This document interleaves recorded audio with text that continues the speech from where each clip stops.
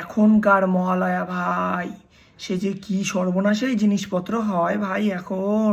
মানে ভাই সকাল থেকেই শুরু হয়ে যায় প্রতিটা টিভি চ্যানেলে ভাই বিভিন্ন ধরনের নতুন নতুন নায়িকাদের নিয়ে ভাই মহালয়ার শো প্রতিটা টিভি চ্যানেলে হবেই ভাই।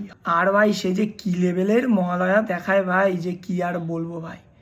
মহালয়া কম ভাই, ড্যান্স কম্পিটিশন বেশি মনে হয় ওইটাকে দেখে, যেন ভাই এই চ্যানেলের সাথে ওই চ্যানেলের ড্যান্সের একটা কম্পিটিশন হচ্ছে ভাই।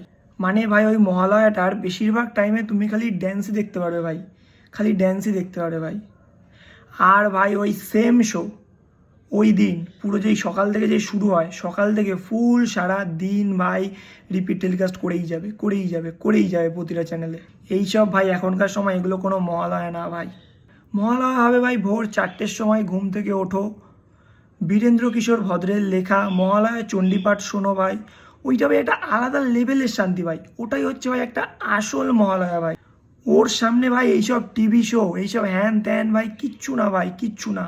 ওটাই হচ্ছে ভাই মেন, ওটাই আসল। ওটা শোনো ভাই, দেখবে মনেও একটা শান্তি পাবে। আর মহালয়া যে আসল ফিলিংসটা ভাই তোমরা সেইটাও পাবে ভাই।